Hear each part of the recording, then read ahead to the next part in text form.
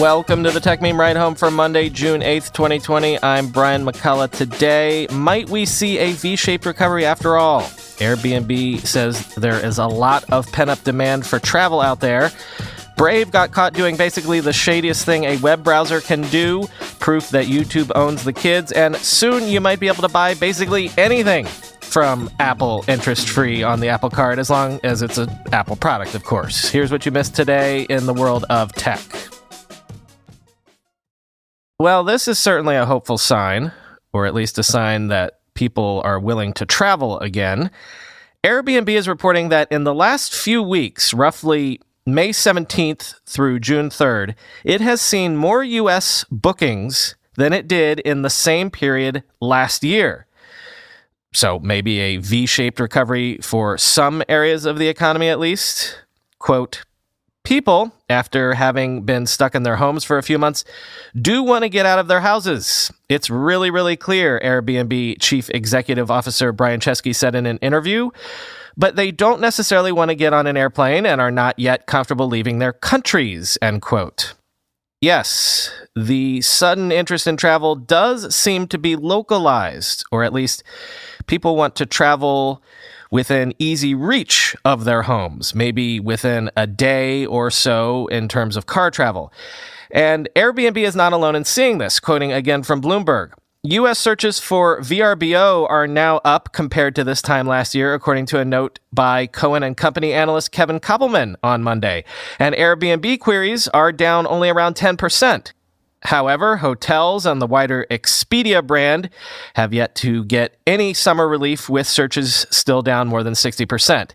International sojourns, usually planned months in advance, are being replaced with impulsive road trips booked a day before, and weekend getaways are turning into weeks-long respites, Chesky said.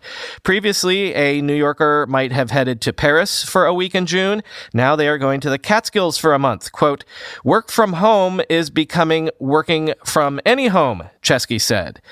Since the pandemic began, the percentage of bookings on Airbnb within 200 miles, or 322 kilometers, a round-trip travelers can typically complete on one tank of gas, has grown from a third in February to more than 50% in May. Travel in a post-COVID world is shifting, quote, from airplane to car, big city to small location, hotel to home, Chesky said. And this paragraph from the same piece that I've been quoting from all along is interesting and probably explains why this news has suddenly been floated in the way that it has. Quoting one last time. The unexpected speed of the comeback has kept Airbnb's plans for a 2020 public market debut afloat.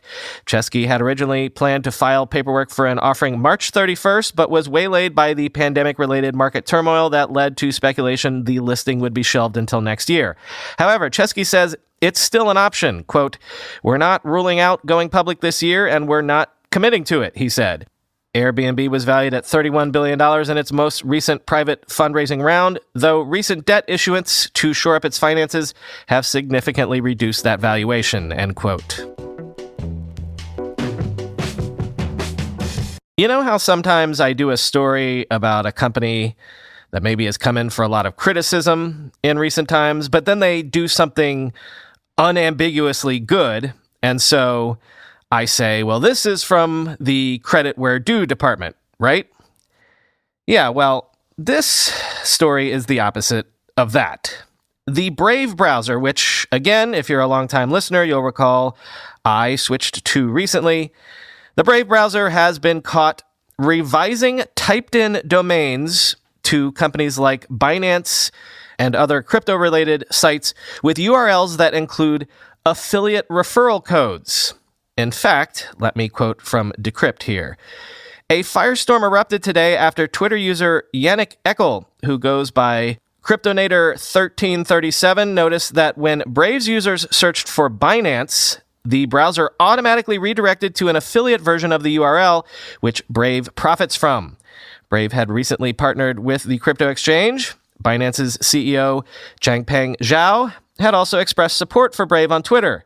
The squall blossomed into a full-on storm after Dimitar Dinev, managing director of JRR Crypto, unearthed yet more redirect links. Digging into Brave's GitHub page, Dinev found that Brave also redirects its users to the websites of Ledger, Trezor, and Coinbase. Brendan Eich, CEO and co-founder of Brave, immediately apologized when the breach was publicized. Quote, "Sorry for this mistake," he tweeted about the issue, which he added has since been fixed. Quote, "We will never revise typed-in domains again, I promise," he said. "I'm sad about it too," end quote. So it appears that this only happened with crypto-related searches and products and affiliate programs, at least as far as we know right now. But it's also worth noting that Brave never alerted its users about or labeled or asked for opt-in permission to do any of this. And for a company that basically has spent its entire life bad-mouthing the shady things Google does to web users, this is something else. I know that this is one of those things where if you're a parent, you already know this, but then at the same time, if I wasn't a parent, this is exactly the sort of trend I'd like to be clued into. For kids these days, TV basically means YouTube. Full stop. Like Netflix and even Disney Plus and other types of streaming, they're a different sort of animal in terms of viewing habits. But if we're talking about traditional TV viewing habits, like the veg out, couch potato, flip around and watch whatever sense of the word, YouTube is TV for kids these days. Confirmation of this from a study of kids aged 4 to 15 in the US, UK, and Spain, which found that kids spend an average of 85 minutes a day on YouTube, but also 80 minutes a day on TikTok. More on that in a second. The study covered the time period February of last year through April of this year, quoting TechCrunch. Kids are now watching twice as many videos per day as they did just 4 years ago. This is despite the fact that YouTube's flagship app is meant for ages 13 and up, an age gate that was never truly enforced, leading to the FTC's historic $170 million fine for the online video platform in 2019 for its non-compliance with U.S. children's privacy regulations. The app today is used by 69% of U.S. kids, 74% of kids in the UK, and 88% of kids in Spain. Its app for younger children, YouTube Kids, meanwhile, is only used by 7% of kids in the US, 10% of kids in the UK, and wasn't even on the radar in Spain. The next largest app for online video is Netflix, watched by 33% of US kids, 29% of UK kids, and 28% of kids in Spain, end quote. So you see what I mean about YouTube being an entirely different animal when it comes to viewing behavior? Like, it's more than twice as popular as even Netflix. But the total number of YouTube minutes watched, according to the study, was actually down a bit. And that might largely perhaps be thanks to TikTok, quoting from TechCrunch again. From May 2019 through February 2020, the average minutes per day kids spent on TikTok increased by 116% in the US to reach 82 minutes, went up by 97% in the UK to reach 69 minutes, and increased 150% in Spain to reach 60 minutes. And there's plenty of room to grow. In February 2020, just 16.5% of US kids use TikTok, just behind the 20.4% on Instagram and ahead of the 16% on Snapchat.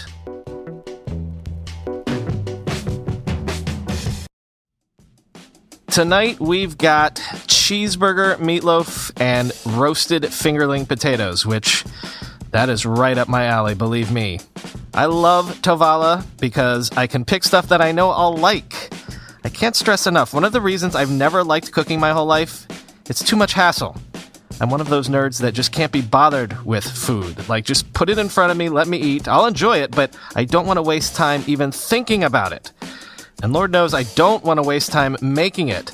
I tried all of the meal kit and meal delivery services over the years because I thought it would be convenient and save me time, but oh wait, you deliver the meals to me, that's great, and yet I still have to spend 45 minutes of prep every night just to eat it? No thank you. With Tavola, it's different. It's open, scan, cook, eat. That's it. But it's not TV dinner stuff. It isn't microwave stuff. This is when you have a pork chop meal like I had last night. It was a raw pork chop delivered to my door. Then the Tavola oven cooks it perfectly, steamed through to remain juicy, broiled and baked to be just right. Take it from an idiot like me. This is idiot-proof cooking that takes no effort but tastes so good because it's fresh and cooked perfectly. Tavola.com/ride for $50 off, applied at checkout. Wherever your active lifestyle takes you, Rhone makes something perfect for the occasion. In addition to Rhone's top-rated training gear, they engineer elevated clothing that blends corner office class with sweat pant comfort. Rhone's commuter collection is the superhero version of your everyday workwear, offering everything from pants and dress shirts to polos and vests. Rhone is obsessive about clothing that is lightweight, comfortable, and wrinkle-free. The commuter collection is made to make Mondays feel like Fridays with its carefree maintenance, total comfort, and effortless style. I'm actually wearing a shirt from the commuter collection right now, even though I didn't commute anywhere today. Why? Because it's so comfortable, but also it gives me a sense of actually dressing for the workday. Like, you heard the value proposition just now, corner office class with sweat pant comfort. For me, Rhone's commuter collection is the ideal work from home uniform for this moment in time. Try this out for yourself. Go to Rhone.com/ridehome today and use promo code RIDEHOME to get 20% off your first purchase. That's RHONE.com/ridehome, promo code RIDEHOME for 20% off. Rhone.com/ridehome, promo code RIDEHOME. Now to catch you up on some stories from the weekend. Sources are speculating that Apple might soon roll out 12-month interest-free Apple Card payment plans for iPads, Macs, and other select products, as well as 6-month interest-free plans for things like AirPods, Apple TV, and the HomePod, quoting Mark Gurman in Bloomberg. The payments will be managed through the Apple Card section in the Wallet app on the iPhone, and charges will be added to a customer's monthly Apple Card bill. Apple started a similar program for the iPhone last year, offering 24 months no interest. The program is similar to those by carriers selling phones and other products, offering consumers another avenue to purchase these items with monthly payments. The service is also designed to spur enrollment for the Apple Card, a joint effort with Goldman Sachs, and boost sales of Apple products by letting users split up the costs over time. It will be compatible with Apple's education discounts, the people said, end quote. And more pressure on Mark Zuckerberg. Not that pressure means anything to Mark Zuckerberg, because it's good to be the emperor when no one can actually check your power. More than 140 scientists funded by the Chan Zuckerberg Initiative, the philanthropic organization founded by the Facebook CEO and his wife Priscilla Chan, have urged Zuckerberg to reconsider Facebook's policies on misinformation and incendiary language. The letter said that, quote, the social media site's lax policy enforcement around inaccurate information and incendiary language is contrary to CZI's mission to, quote, build a healthier, just, and more inclusive future, end quote. The list of signatories includes professors from more than 60 leading research institutions, including Harvard University, Stanford University, and University of California, San Francisco, as well as one Nobel laureate. Quote, as scientists, we are dedicated to investigating ways to better our world, the letter says. The spread of deliberate misinformation and divisive language is directly antithetical to this goal, and we are therefore deeply concerned at the stance Facebook has taken on policing content. The letter calls out one policy stance in particular, Zuckerberg's decision to allow President Trump to post, quote, when the looting starts, the shooting starts, end quote, on Facebook's platform, a reference to the protests around the country following the death of George Floyd in Minneapolis police custody. The scientists argue that the message clearly flouts the company's rules against inciting violence. Quote, thus, like many, we were disconcerted to see that Facebook has not followed their own policies in regards to President Trump, the letter says, end quote. Now, I should also note that Zuckerberg did over the weekend publish a post vowing to review Facebook's policies on state force and voter suppression, and also to ensure content moderation diversity. But I was also talking to someone about this over the weekend, and they pointed out that oftentimes generational differences are a fine-grained thing, and that weirdly, Zuck, for as young as he is, might be finding himself on the wrong side of a particular generational divide. This person pointed out, for example, how stridently Evan Spiegel, among others, has come out with very specific political stances in recent weeks, while Zuckerberg maintains his seeming lifelong affinity for tone deafness, or at least dissemination. We were talking specifically about how viral the protest movement has been on social media. Like, there has been data floating around that this is maybe the most viral thing in U.S. history, especially among the under 30 crowd. And this person pointed out that it doesn't take much to seem like an old, out-of-touch person on social media. I pointed out that Zuckerberg and Spiegel are only 6 years apart in age, but then this person pointed out that Zuckerberg is so powerful he can only ever support the status quo these days, both politically and from a business perspective now. Once you're an oligarch, you think like an oligarch.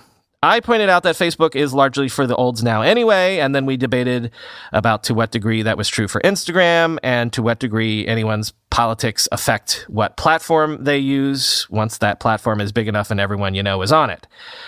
I also pointed out no one loves to look at the data and see which way the wind is blowing more than Mark Zuckerberg. So this aside is neither here nor there, but just food for thought about Facebook's positioning in the current climate. Again, though, not that it would ever make a difference, because no one can make Mark Zuckerberg do anything he doesn't want to do, even his conscience. Finally today, and I know I'm harping on this yet again, but look at what a big deal this continues to be. Over the weekend, the Abu Dhabi Investment Authority announced that it would be investing $750 million for a 1.16% stake in, you guessed it, Reliance Jio Platforms. This follows news from late last week that I didn't get to, that Silver Lake, the private equity firm, would be doubling down, investing an additional $600 million in order to up its stake in Reliance Jio Platforms to 2.08%, up from 1.15%. So I just want to underline again why I think this is all such a big deal. It's not just that everybody is rushing to invest in India all of a sudden in a very specific area, although they are. It's not just the size of the investments, though it's that too, because, 3 years ago when SoftBank was investing in huge ungodly rounds, that was a big deal. It's also the people that are doing the investing, like the Abu Dhabi Wealth Fund, the wealth fund for an entire country, Silver Lake, KKR, Facebook. Essentially what we're seeing here is the biggest, most sophisticated pools of capital in the world. This isn't just everybody. These are the deepest pockets in a world of deep-pocketed capital. And they are literally backing up their Brinks trucks and shoveling as much money as they possibly can into India and into Reliance Jio specifically. And they're doing so like their lives depend on it. Like, this is a sure thing that has a ticking clock attached to it with the time running out. Just another example, Silver Lake is one of the most sophisticated private capital firms in the world. And they just invested $750 million last month. And it's like they woke up from a fever dream, turned around and invested another $600 million like the previous month's investment wasn't nearly enough. Smart money knows that something huge is going on here. All along, I've been assuming that it's the fact that India is a huge market, that for certain things like telecoms, it's not a fully built out market yet. And then you throw in what we've talked about for a while now, the whole super app thing that we've seen happen in China and Southeast Asia, where an entire economy can essentially be platformed inside an app where, all of the shopping, communications, commerce, banking, transportation, you name it, it can all be done inside of one single app these days. I'm pretty sure that's what's going on, but I'd also like to know more. I'd like to know more about Jio Platforms. Why is it on the market so aggressively all of a sudden? If this is such an opportunity, why does it need so much capital so fast? What are the contours and details around this opportunity? And who exactly is Mukesh Ambani, the man behind Jio? Again, if you can suggest to me someone smart that knows this space, some newsletter, some analyst, someone that can fill me in here, please send them my way. Thanks in advance.